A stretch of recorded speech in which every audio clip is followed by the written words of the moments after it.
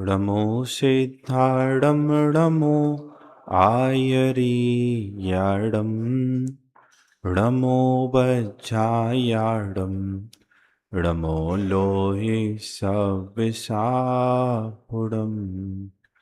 मङ्गलं भगवान् वीरो मङ्गलं गौतमो गणी मङ्गलं कुन्दिकुन्दाद्यो जैन धर्मोस्तु मङ्गलम् सर्वमङ्गलमाङ्गल्यं सर्वकल्याणकारिकं प्रधानं सर्वधर्माणां जैनं जयतु शासनं जैनं जयतु शासनं यस्य स्वयं स्वभावाप्तिरभावे कृष्णकर्मिणा तस्मै संज्ञानिरूपाय नमोस्तु परमात्मने। आचार्य पूज्यपाद विरचित आत्मा का हित करने वाला कल्याणकारी उपदेश हितोपदेश ग्रंथ इष्टोपदेश पर हमारा स्वाध्याय चल रहा है। अभी जो प्रकरण हमने 7वें श्लोक में और उसके बाद फिर 8वें श्लोक में पढ़ा था, मूल में प्रकरण ये था कि जो 5 इंद्रियों के द्वारा भोगा जाने वाला सुख है वह वास्तव में वासना मात्र है, ना वैसा सुख का स्वरूप है और ना ही वैसा दुख का स्वरूप है। तब शिष्य ने ये प्रश्न पूछा कि भगवंत फिर हमें ऐसा लगता क्यों नहीं है।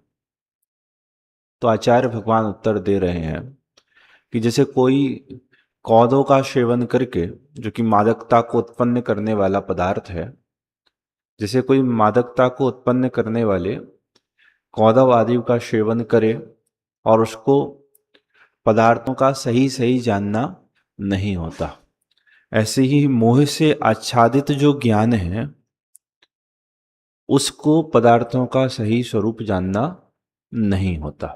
तो क्या कारण है कि हम वस्तु तत्व का, तत्वार्थ का यथार्थ निर्णय, यथार्थ स्वरूप नहीं जान पा रहे। तो आचार्य भगवान ने उत्तर दिया कि मोह के निमित्त से इसका ज्ञान ढक रहा है, इसलिए यह वस्तुओं का सही सही स्वरूप नहीं जान पा रहा है।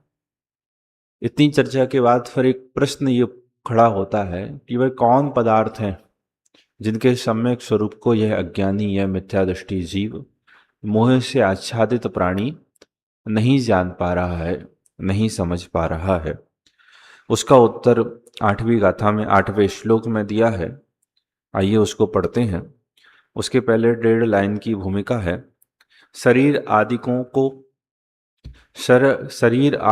के स्वरूप को ना समझता हुआ आत्मा शरीर आदिकों को किसी दूसरे रूप में ही मान बैठता है। तो शरीर आदि के स्वरूप को ना समझता हुआ यह आत्मा उसे किसी और रूप में, मतलब जैसा उसका स्वभाव है, जैसा उसका स्वरूप है, उस रूप में ना मानकर कुछ अन्य रूप में ही मान बैठता है। इसी अर्थ को आगे के श्लोक में स्पष्ट रीत्या विवेचित करते हैं। आइए श्लोक पढ़ते हैं। वपुर्गृहं धनं दारा पुत्रा मित्राणि शत्रुवा सर्वथान्य स्वभावानि मूढ़ाश्वानि प्रपद्यते। फिर से बुलवा रहा हूं मैं। वपुर्गृहं धनं दारा पुत्रा मित्राणि शत्रुवा सर्वथान्य स्वभावानि मूढ़ाश्वानि प्रपद्यते। देव, तुमको याद है श्लोक? याद है तुमको? तुम तो बिना देखे बोल रहे थे। इसका मतलब ये है कि आप लिपसिंग कर रहे थे, बोल नहीं रहे थे। भाई ऐसा मत करो। चलिए फिर से बोलिए सब लोग मिलकर।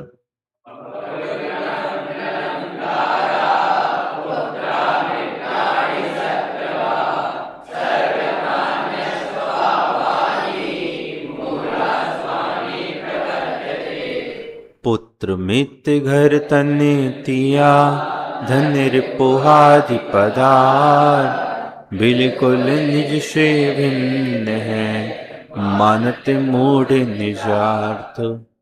वो क्या कह रहे हैं आचार्य भगवान? बपु गृहम धनम दारः, पुत्रा मित्राणि सर्वदा शत्रवः, सर्वथा अन्य स्वभावानि, मूढ़ा स्वानी प्रपद्यते। बपुः, बपु मतलब होता है शरीर। बपु मतलब क्या होता है? शरीर। गृहम घर, धन, दारा मतलब स्त्री, पुत्र, मित्र और शत्रु आदि। क्या क्या लिख दिया? शरीर, घर, धन, स्त्री, पुत्र, मित्र, शत्रु आदि, सर्वथा अन्य स्वभावानी, यह सर्वथा अन्य स्वभाव रूप है। मूढ़ाष्ट्वानी प्रबध्यते, और मूढ़ उन्हें किसका कहता है? कि अपने कहता है। बड़ा सरल सा है। हाँ? देखो वेद विज्ञान की शुरुआत आखिर में कहाँ से होती है? आप इन सब प्रकरणों के पहले आप 6 द्रव्य को समझ लो। आखिर में 6 द्रव्य कौन है, और 6 द्रव्य में मैं कौन सा द्रव्य हूं, और मेरी जाति के अन्य कौन कौन से द्रव्य हैं, और मेरी जाति के अन्य द्रव्यों से मैं किस प्रकार अभिन्न हूं। क्या वेद विज्ञान की शुरुआत सबसे पहले देह के वेद विज्ञान से होती है? कहां से होती है? जब तक देह से भेद विज्ञान नहीं होगा तब तक अन्य पदार्थों से भेद विज्ञान का आरंभ भी नहीं होगा। क्यों? क्योंकि अनादि काल से हम जिस देह में हैं और जिस देह को प्राप्त करते हैं उस देह रूप अपने आप को मानते हैं। इसलिए सबसे पहले क्या समझना पड़ेगा कि द्रव्य कितने हैं, मैं कौन सा द्रव्य हूं, मेरा कौन है, मेरा कौन नहीं है, मैं किस स्वरूप हूं, मैं किस स्वरूप नहीं हूं, अन्य स्वरूप मुझसे किस प्रकार अभिन्न है। तो 6 द्रव्य का स्वरूप तो सब बच्चों को ख्याल ही है ना। हाँ? कि जीव, पुद्गल, धर्म, अधर्म, आकाश, काल, ये 6 द्रव्य हैं। इसमें से एक चेतन है, बाकी सब अचेतन है। एक रूपी है, बाकी सब 2 क्रियावती शक्ति वाली हैं, शेष क्रियावती शक्ति से। और जितने भी द्रव्य हैं उन सब द्रव्यों के अनंतानंत गुण, धर्म, शक्तियां, सामर्थ्य भरी पड़ी हैं। एक द्रव्य कभी किसी अन्य द्रव्य रूप नहीं होता। त्रिकाल अबाधित सिद्धांत क्या है? त्रिकाल अबाधित सिद्धांत कि एक द्रव्य किसी अन्य द्रव्य रूप त्रिकाल में नहीं होता। जीव पुद्गल मिलकर एक नहीं होते, पुद्गल जीव मिलकर एक नहीं होते, अरे 2 जीव मिलकर एक नहीं होते, 2 पुद्गल मिलकर एक नहीं होते। भले एक साथ रहते हो संयोग में, क्या कहा?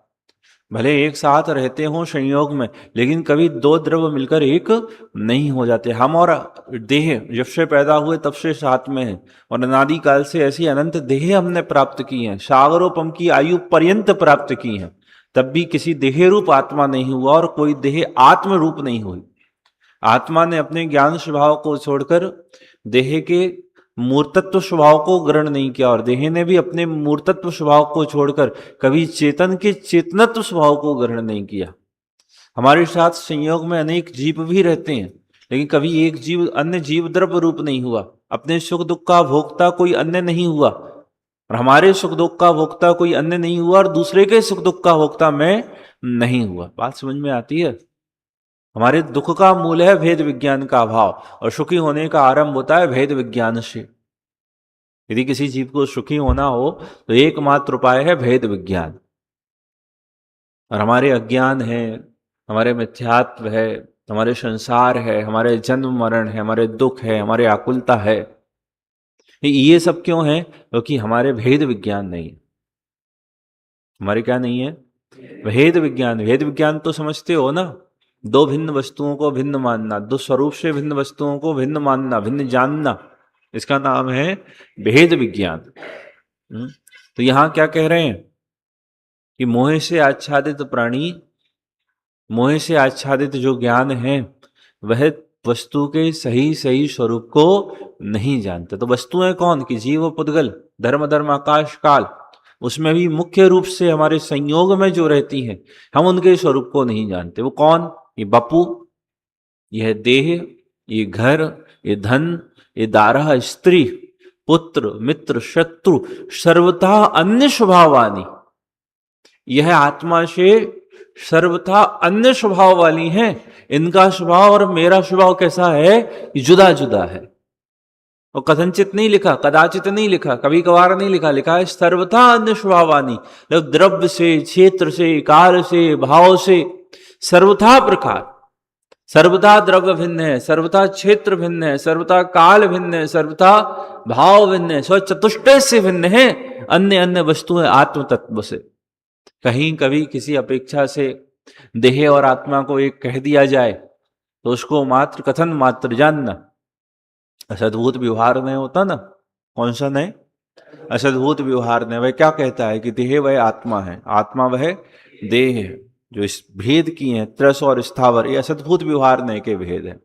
मनुष्य त्रियंच देवगति रूप जीव, ये असद्भुत व्यवहार नहीं के जीव है। ये उपचार मात्र कहने के लिए है, पहचानने के लिए है। वास्तव में आत्मा इन स्वरूप रूप नहीं हो। सर्वथा अन्य स्वभावानी, ये देह और आत्मा कैसे हैं? अलग अलग स्वभाव वाले हैं।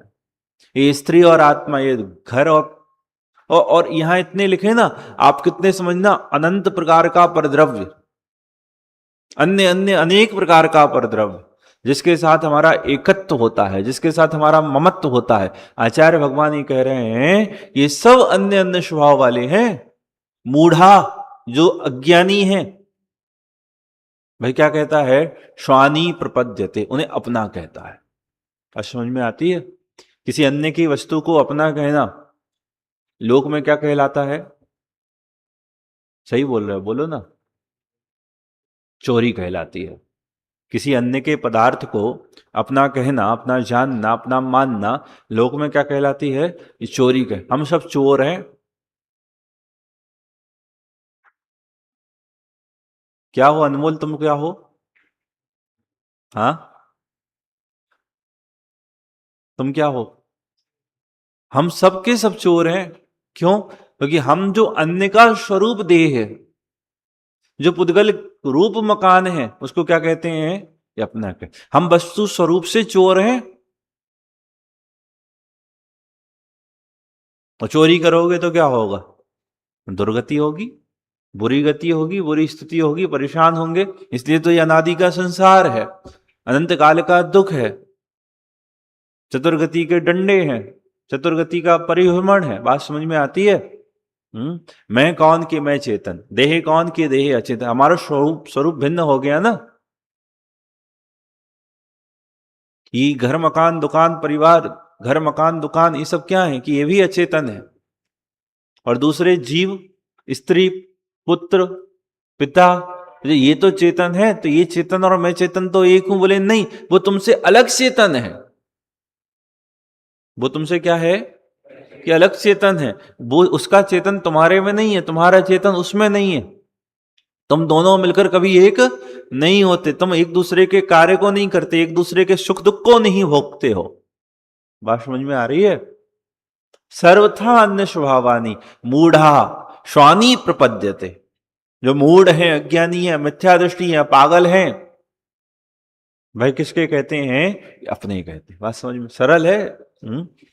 यद्यपि शरीर, घर, धन, स्त्री, पुत्र, मित्र, शत्रु आदि सब अन्य स्वभाव को लिए हुए पर अन्य हैं। ये सब क्या है? कि पर हैं, दूसरे हैं।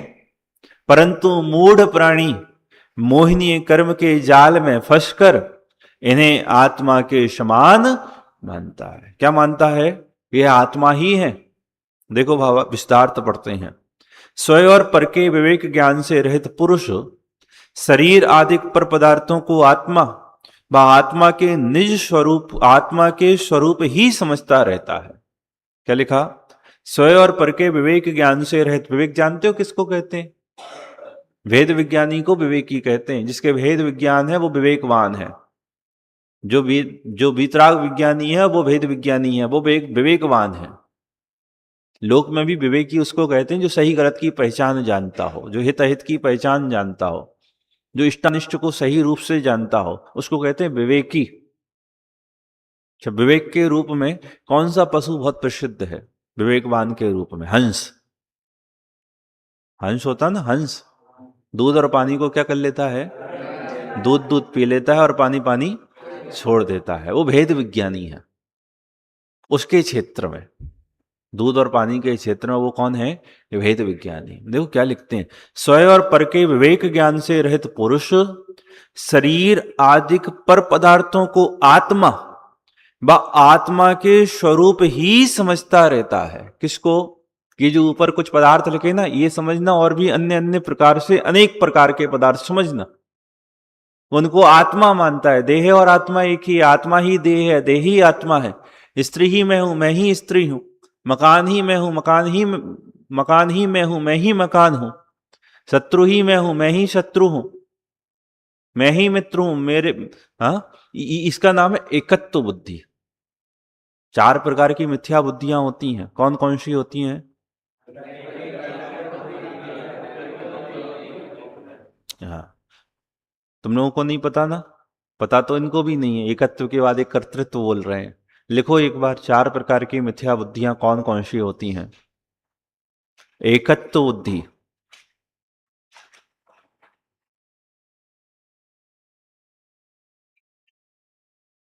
एकत्व बुद्धि। इसका दूसरा नाम है अहम बुद्धि। एकत्व बुद्धि, दूसरा नाम लिखा अहम बुद्धि। दूसरी बुद्धि लिखो ममत्व बुद्धि।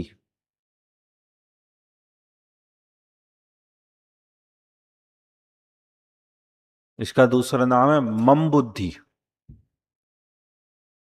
अहम बुद्धि, मम बुद्धि, ये दो हो गई। लिख पाते हो ना इतनी स्पीड से? तीसरा लिखो कर्तृत्व बुद्धि। कर्तृत्व बुद्धि, कर्तृत्व बुद्धि। चौथी लिखो भोक्तृत्व बुद्धि।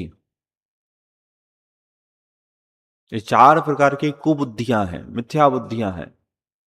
पूरा का पूरा समय सार आचार्य कुंद कुंद भगवान का इन मिथ्या बुद्धियों के अभाव के लिए समर्पित है। समय सार में, पूरे जिनागम में, पूरे समझो जिन शासन में इन मिथ्या बुद्धियों के अभाव का ही प्रयास, पुरुषार्थ और प्रयत्न किए। इसके अलावा और कुछ नहीं मिलेगा आपको। एकत्व बुद्धि किसे कहते हैं? अहम बुद्धि किसे कहते हैं? सुनना ध्यान से, अभी 1 मिनट में आप सबको समझ में आएगी, ख्याल में आ जाएगी। पर पदार्थ को मैं मानना, पर पदार्थ को क्या मानना? मैं मानना, अहम बुद्धि है। और थोड़ा विस्तार से समझना हो तो पर को मैं मानना या अपने को पर मानना। क्या कहा? स्वयं को पर मानना या पर को स्वयं मानना। और विस्तार करता हूं, थोड़ा सा रोको, और इसका विस्तार करूंगा। अभी सामान्य से समझ में आया। अपने को पर मानना, पर को अपना मानना, इसका नाम है ममत्व बुद्धि। फिर से पहली बुद्धि फिर से बोलता हूं, देह को आत्मा, आत्मा को देह मानना, हम स्वयं को पर मानना, पर को स्वयं मानना, इसका नाम कौन सी बुद्धि है? एकत्व बुद्धि। आत्मा और देह को एक रूप ही मानना, इनको भिन्न भिन्न नहीं जानना, भिन्न भिन्न नहीं मानना, इसका नाम है एकत्व बुद्धि। दोनों प्रकार से लेना, लो आत्मा को देह मानना ये भी, और देह को आत्मा मानना ये भी। और दूसरी है ममत्व बुद्धि, आत्मा को देह का मानना और देह को आत्मा का मानना। अंतर समझ में आया? अहम बुद्धि में मैं देह हूं और मम बुद्धि में देह मेरी है। क्या? मैं डस्टर हूं और मेरा डस्टर है। क्या? फिर से, मैं डस्टर हूं, ये कौन सी बुद्धि हुई? अहम बुद्धि, एकत्व बुद्धि। और मेरा डस्टर है, ये कौन सी बुद्धि हुई? ममत्व बुद्धि। अब उसको डस्टर की ओर से लगाना, डस्टर मैं हूं और मैं डस्टर का हूं। पहले अहम बुद्धि को लगाओ एक तरफ से और मम बुद्धि को लगाओ। मैं डस्टर हूं, मेरा डस्टर है। अब उस तरफ से लगाओ डस्टर की ओर से, डस्टर मैं हूं, डस्टर का मैं हूं। बात समझ में आई ना? हाँ जी या ना जी? हाँ, मैं गोरा हूं, मैं काला हूं, मैं लंबा हूं, मैं छोटा हूं, इसका नाम है एकत्व बुद्धि। और मम बुद्धि क्या? मेरे माता, मेरे पिता, मेरे चाचा, मेरा दुकान, मेरा नौकर, मेरा घर, मेरा परिवार, मेरी पुस्तक, इसका नाम है मम बुद्धि। तीसरी लिखी थी कर्तृत्व बुद्धि, पर का अपने को कर्ता मानना, पर का आत्मा को कर्ता मानना, पर का अपने को कर्ता मानना, इसका नाम है कर्तृत्व बुद्धि। और उस तरफ से लगाओ तो आत्मा को पर का कर्ता मानना। नहीं, फिर से पहला क्या? आत्मा को पर का कर्ता मानना, अपने को पर का कर्ता मानना। और दूसरा पर को अपना कर्ता मानना। दोनों साइड से समझ में आई आपको? मैं तुम्हारा कार्य करता हूं और तुम मेरा कार्य करते हो। भाई मैं तुमको पढ़ाता लिखाता हूं, तुम मुझे भोजन पान आदि कराते हो। क्या? मैं करता हूं, मैं करता हूं, मैं नहीं करता तो कौन करता है? भाई मैं कपड़े धोता हूं, मैं वस्त्र पहनता हूं, मैं पढ़ता लिखता हूं, मैं लड़ता हूं, मैं झगड़ता हूं, ये मैंने नहीं किया तो किसने किया? इसका नाम है कर्तृत्व बुद्धि। तुम पर पदार्थ के करता हो। ऐसी अपने को कर्ता मानना ये भी बुद्धि गलत है, और पर को अपना कर्ता मानना ये भी गलत है।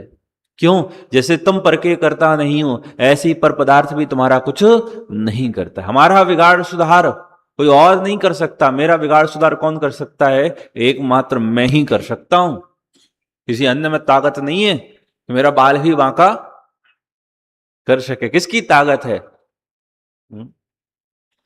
अगली है भोक्तृत्व बुद्धि। मैं पर का भोगता हूं, और दूसरी तरफ से लगाओ तो पर मेरा भोगता है। मैं मेरे ये सब भोग्य हैं, मैं इनको भोगता हूं, मैं इनके द्वारा भोगा जाता हूं।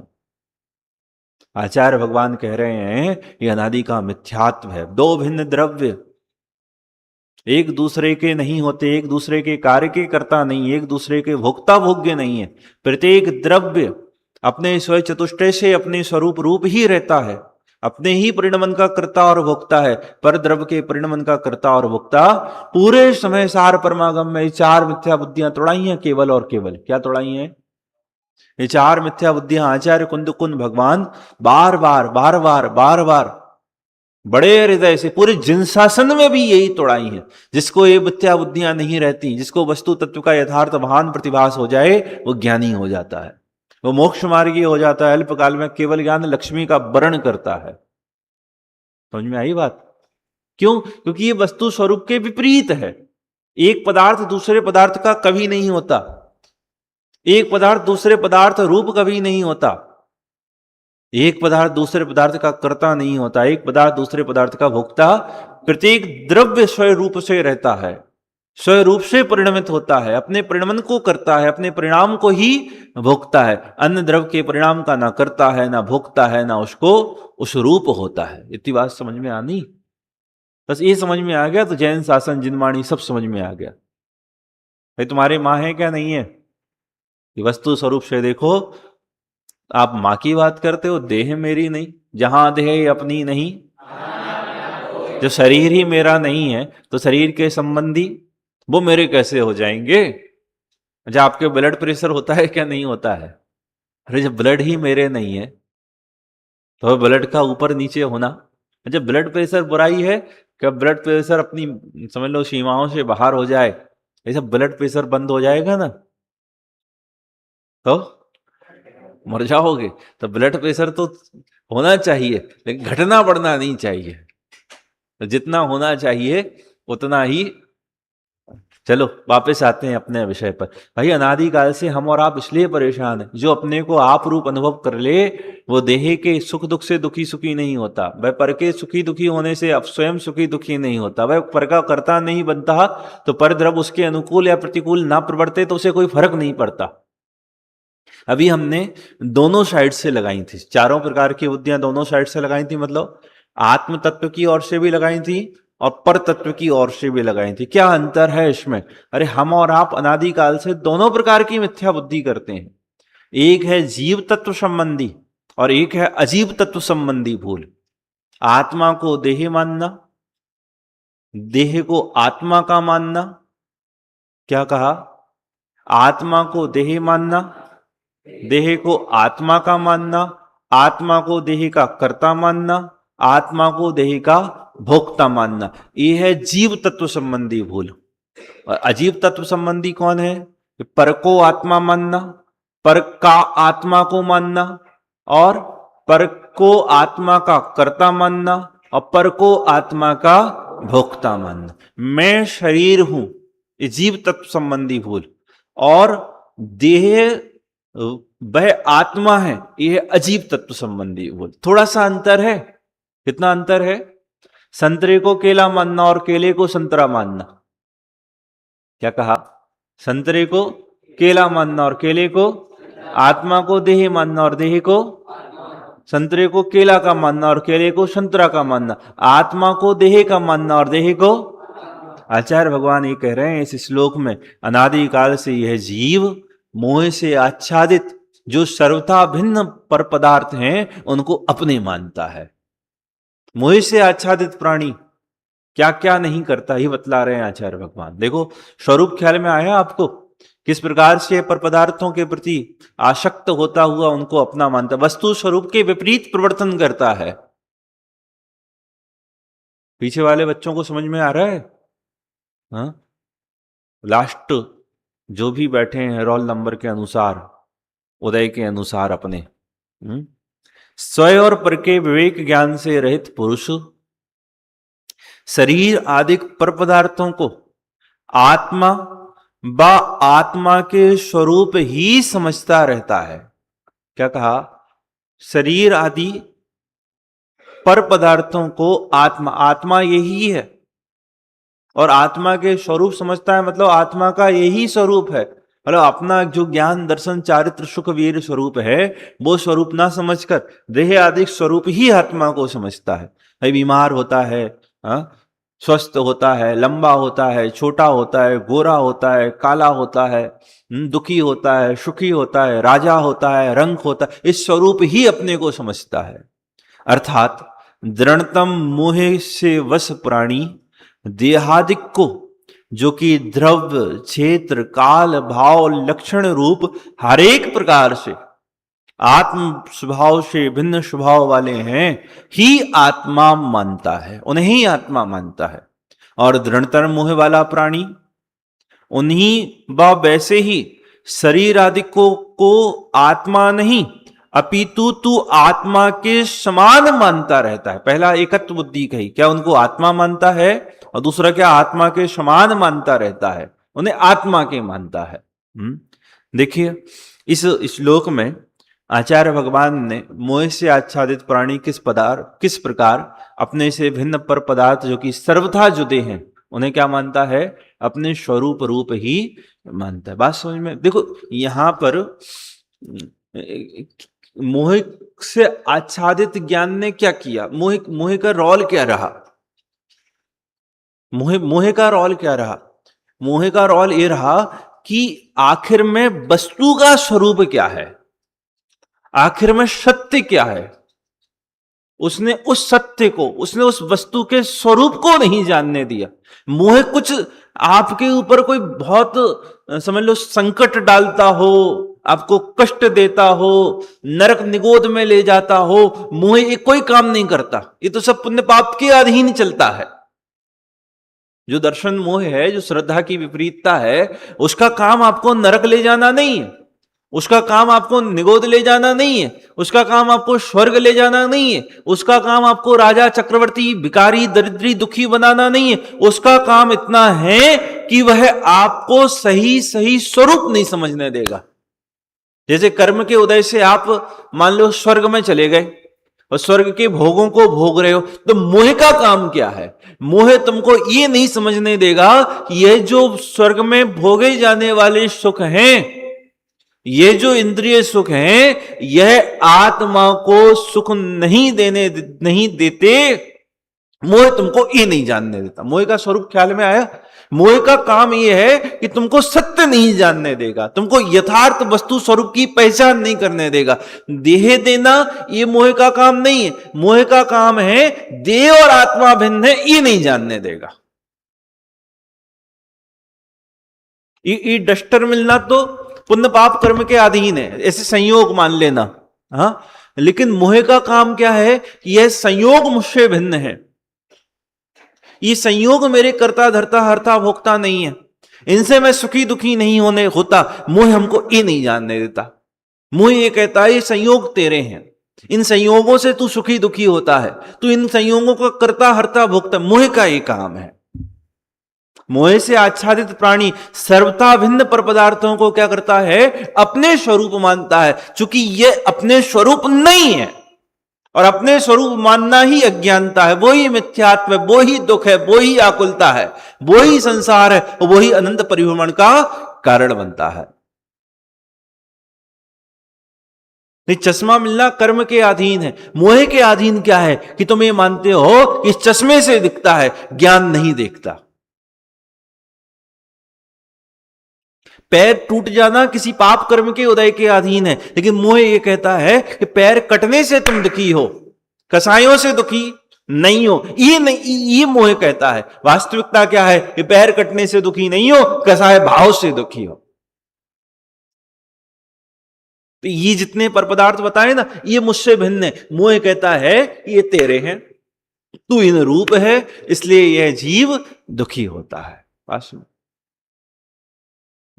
देखो, फिर से पढ़ते हैं श्लोक को।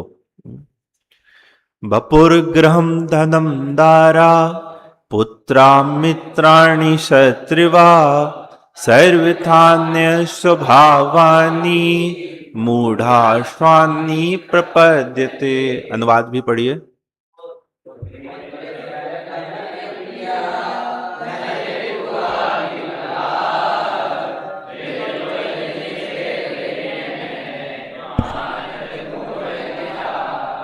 उत्थानी का देखिए अगले श्लोक की। तो ये जो पर पदार्थ आत्मा को आप रूप लगते हैं, ये आत्मा को अपने लगते हैं।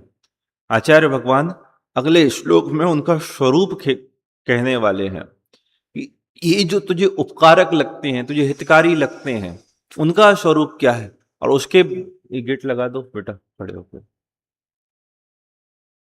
और दूसरे श्लोक में, मतलब उसके बाद जो श्लोक आएगा उसमें ये कहेंगे कि जो तुझे शत्रु लगते हैं उनका स्वरूप क्या है।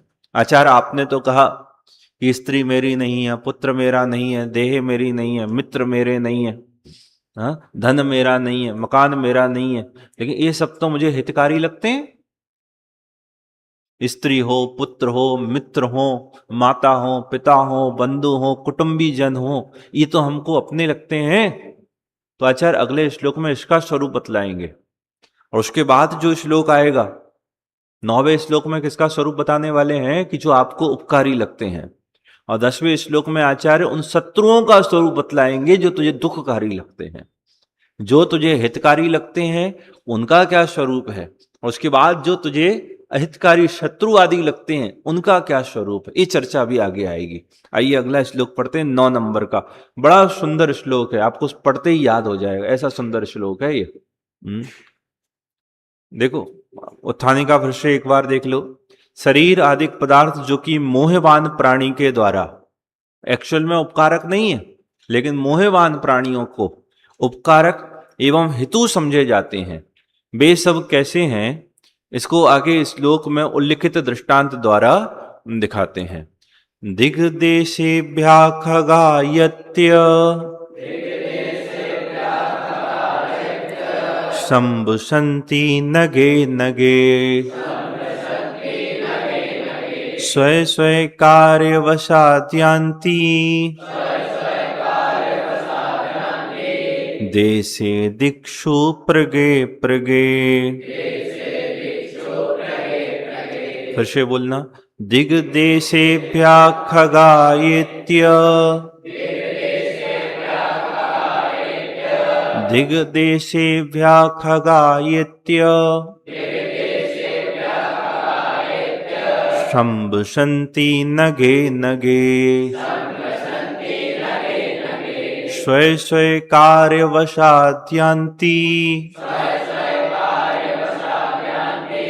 देशे दिक्षु प्रगे प्रगे। पढ़िए मिलकर।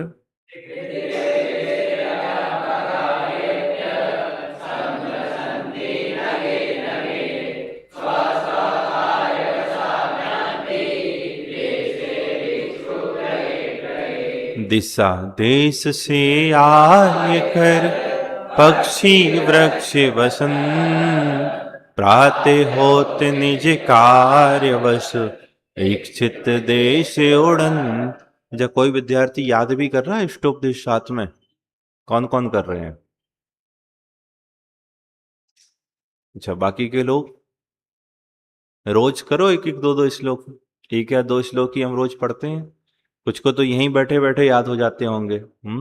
दिग्देशेभ्यः खगायित्य। देखो आपको एक कहानी सुनाता हूं, एक कहानी नहीं मतलब इसकी कहानी सुनाता हूं तो जल्दी समझ में आएगी। जैसे वृक्ष पर रात में बहुत सारे पक्षी अलग अलग स्थानों पर आकर निवास करते हैं, कोई पूर्व से, कोई पश्चिम से, कोई उत्तर से, कोई दक्षिण से, कोई 2 किलोमीटर, कोई 10 किलोमीटर, कोई 20 किलोमीटर, तो अलग अलग दिशाओं से और अलग अलग देश से पक्षी आकर रात्रि में उस वृक्ष पर निवास करते हैं। और जैसे ही सुबह होती है तो वह अपने अपने कार्य से, कोई भोजन के लिए, कोई घूमने के लिए, कोई फिरने के लिए अलग अलग स्थानों पर चले जाते हैं। ऐसे ही हो गई पूरी कहानी। इतनी छोटी सी कहानी है कि जैसे वृक्ष पर नाना प्रकार के पक्षी अलग अलग देश और अलग अलग दिशाओं से आकर निवास करते हैं और प्रातः काल होते ही अपने अपने कार्यवशात अलग अलग देशों और अलग अलग दिशाओं में चले जाते। ऐसे ही हम और आप जितने भी हैं ना, जैसे अभी हम ज्ञानोदय रह रहे हैं, तो कोई सागर से आया, कोई शाहेगढ़ से आया, कोई टीकमगढ़ से आया, कोई बक्सवा से आया, कोई खरेड़ी से आया, कोई महाराष्ट्र से भी आया। तो जैसे आप सब अलग अलग देशों से, अलग अलग दिशाओं से यहाँ ज्ञानोदय रूपी वृक्ष पर आकर निवास करते हैं। और जैसे ही हमारा काल बीता, रात बीती, समझ लो यहाँ तो दिन बीता, यहाँ तो रात है ही नहीं, आपके दिन है। उदाहरण में रात लिखी है तो समझ लो आपके निवास का काल, रात्रि का काल व्यतीत हुआ। फिर आप सभी यहाँ से अलग अलग देशों में, अलग अलग दिशाओं में चले जाओगे। तो यहाँ हमारा और आपका संग और साथ कितने दिन का है? 5 साल का। ऐसे ही आप, आपके माता, आपके पिता, आपके चाचा, आपके ताऊ, आपके मित्र, आपके परिजन, आपके पुरजन, आपके समझ लो अन्य अन्य प्रकार से जो भी सगे संबंधी हैं, कुटुंबी जन हैं, मित्र हैं, शत्रु हैं, ये सब लोग अलग अलग गतियों से आकर एक परिवार के रूप में एक साथ निवास करते हैं। क्या कहा? अलग अलग गतियों से ये सब लोग आकर एक परिवार रूपी वृक्ष पर कुछ काल के लिए निवास करते हैं।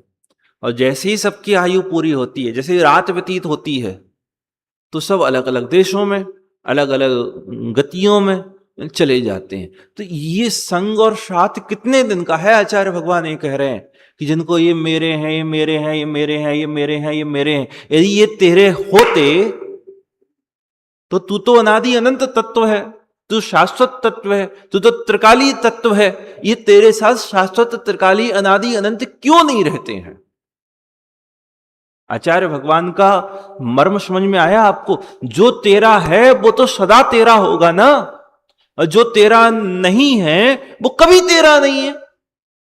नहीं, हमारा तो 2 साल के लिए है, हमारा तो 5 साल के लिए है, हमारा तो 10 साल के लिए है। अरे जो 2, 5, 10 साल के लिए हुआ वो तेरा है कहां भाई? जो मेरा है वो सदा मेरा रहेगा। मैं नरक में हूं, निगोद में हूं, मनुष्य हूं, त्रियंच हूं, नारकी हूं, देव हूं, सिद्ध हूं।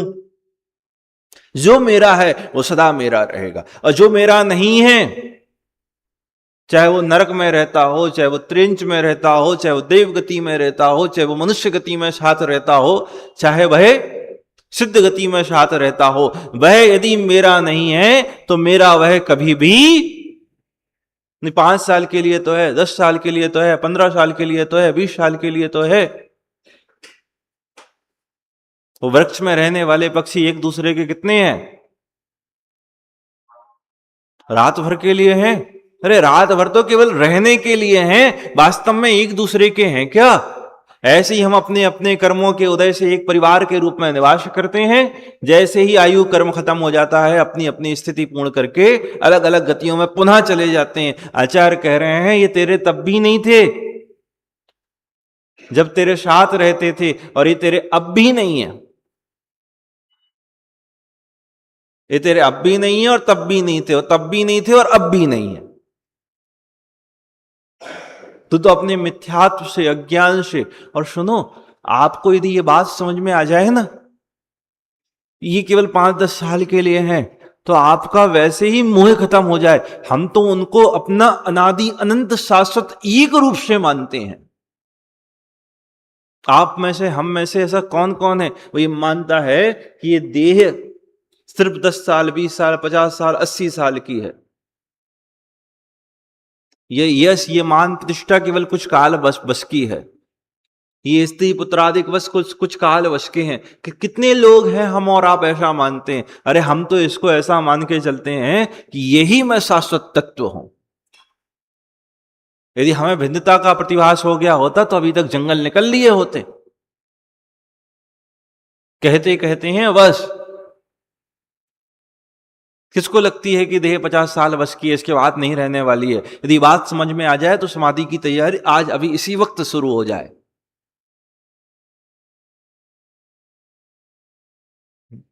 देह से फिर ऊपर बढ़ो। यश प्रतिष्ठा को अपनी मानते हैं। किसको अपना मानते हैं? यश प्रतिष्ठा को अपना मानते हैं। ये जब भी देह से भेद विज्ञान की चर्चा चलती ना, मैं एक पद सुनाता हूं हमेशा। हमेशा हम नहीं, मतलब अभी कुछ वर्षों से क्या, साल 2 साल से एक पद सुनाता हूं कि हम केवल बातें मानाते हैं देह से भेद विज्ञान की। हम सिर्फ कहने कहने के लिए हैं, हमारे अंतरंग में, अभिप्राय में, वासनाओं में ये बात बैठती ही नहीं है। क्यों? क्योंकि जब किसी की अर्थी उठते हुए देखते हैं ना, आपने भी अपने जीवन काल में 5, 7, 10 अर्थियां तो देख ली होंगी। अखबारों में तो सैकड़ों, हजारों, लाखों पढ़ ली होंगी, और किसी ने एक आध अर्थी में शामिल भी हो चुके होंगे। जब वो अर्थी जाते हुए देखते हैं तो क्या आपको, हमको ये लगता है कि ऐसी ही अर्थी मेरी होने वाली है? हमें लगता है कि मेरी देह और आत्मा भी ऐसे ही भिन्न है, भिन्न हो जाएगी, भिन्न, जुदी थी, जुदी है, जुदा रहे, ऐसा किस किस को लगता है? और ई लगना भी कसायों की मंदता रूप है, सम्यक श्रद्धान रूप नहीं है।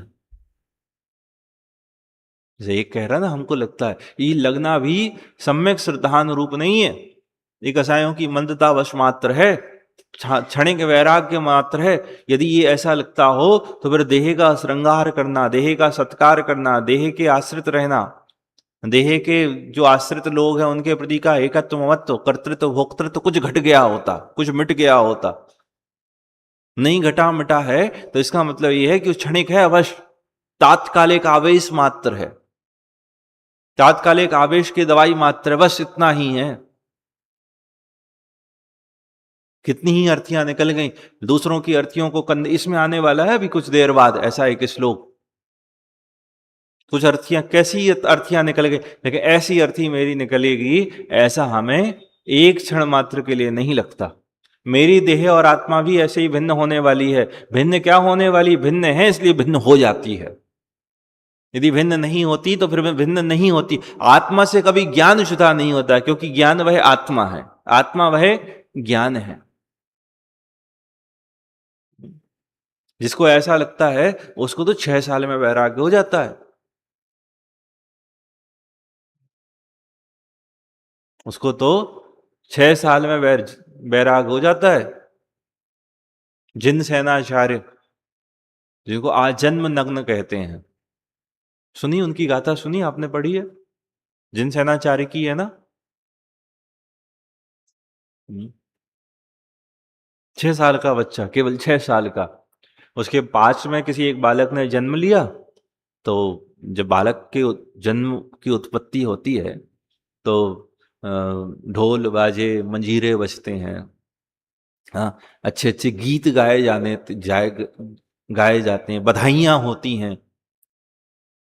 तो उनके पड़ोस में ऐसा ही चल रहा था कि किसी बालक का जन्म हुआ तो पड़ोस में बधाइयां गाई जा रही थी, गीत गाए जा रहे थे, हाँ, वाद्य यंत्र बज रहे थे, खुशियां मनाई जा रही थी, ऐसी ही आवाजें हो रही थी, ऐसा ही कोलाहल था।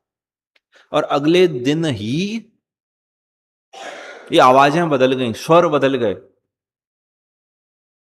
कोलाहल की आवाजें जो पहले मधुर लग रही थी अब वो कर्कश लगने लगी, वो कान को चुभने जैसी लगने लगी। उसने पूछा अपनी मां से, मां आखिर हुआ क्या है? पूछ उठा अपनी माता से एक बालक 6 साल का, मां इस घर में कल सी आवाज नहीं होती। अब जो भी है आपने पढ़ा होगा, वो बड़ा सुंदर पद्य है किसी को याद है? हाँ, बोलो बोलो।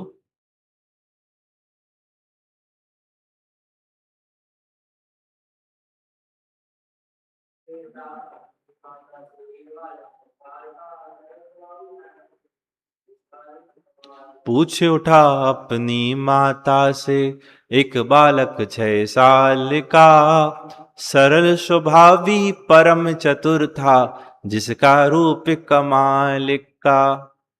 फिर आगे ये सब लिखा है कि मां इस घर में कलसी आवाज नहीं होती, ध्वनि क्यों बदली है? क्या गाने वाली बदल गई है? मां बोली, बेटा इस घर में कल एक बालक जन्मा था, मर गया आज वही, इसलिए सारे घर के रोते हैं। मां से पूछता है बेटा, मां क्या सबको ही मरना होता? मां कहती, हां बेटा इस धरती पर जिसने जन्म लिया है उन सबको ही मरना हो। तो क्या मां मैं भी मर जाऊंगा? मां बोलती है, फालतू की बातें मत करो, अच्छा नहीं लगता मुंह से मरने मरने की बातें करने वाले। मां सही बताओ। बोले बेटा जो जन्मा है उसको तो, मां मुझे तो कोई ऐसा उपाय बताओ जिससे जन्म मरण का अभाव हो जाए। तो मां कहती है, इसके ज्ञाता जो जिन भी आचार्य का नाम लिखा हो, शायद सुधर्माचार्य का लिखा पद्य में या किसी और आचार्य का नाम लिखा, इसके या जिन सेनाचार्य जिसका भी लिखा हो उनके गुरु का नाम। मां बोली इसके ज्ञाता वो हैं। वो गया सीधा सीधा ही चला गया। जिसको वैराग्य होता है वो समय नहीं लगता। बात क्या चल रही है? आचार्य भगवान ये कह रहे थे यहां 7वें श्लोक में कि मोह से आच्छादित ज्ञान वह तुम्हें वस्तु का सही सही स्वरूप नहीं जानने देता। क्या है वो स्थिति? बोले देह है, स्त्री है, पुत्र है, मकान है, शत्रु है, मित्र हैं, जो कि सर्वथा आत्मा से भिन्न है। उनको क्या कहता है? यह मैं हूं, यह मेरे हैं।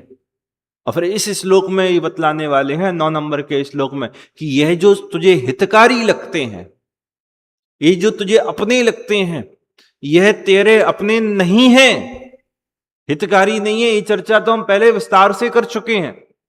यहां ये कह रहे हैं कि यह जो तुझे हितकारी लगते हैं ये तेरे अपने नहीं है, यह तो कुछ काल का मेला है, यह तो कुछ काल का मेलावश है। ये सब अपने अपने दिशाओं में उड़ जाने वाले हैं। इस श्लोक से अर्थ तो हम शाम को करेंगे, कल करेंगे। अभी पुनः एक बार श्लोक पढ़ लेते, सामान्य से अर्थ देख ही लेते ना 1 मिनट में।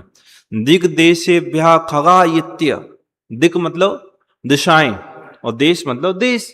तो दिशा और देश मतलब अनेक अलग अलग दिशाओं से, अलग अलग देश से। खगायित्य, खगा मतलब पक्षी, इत्य मतलब आकर, नगे नगे संवसंती, वृक्षों पर क्या करते हैं कि एक साथ रहते, अलग अलग दिशाओं से और अलग अलग देशों से आकर जो पक्षी हैं वह कहां रहते हैं? एक वृक्ष पर साथ में रहते हैं। और देखो स्वय स्वय कार्य वशात, अपने अपने कार्य के वश, यान्ति जाते हैं, देशे दिक्षु अलग देशे, देशों में, दिक्षु मतलब दिशाओं में, प्रगे प्रगे, प्रातः काल होने पर।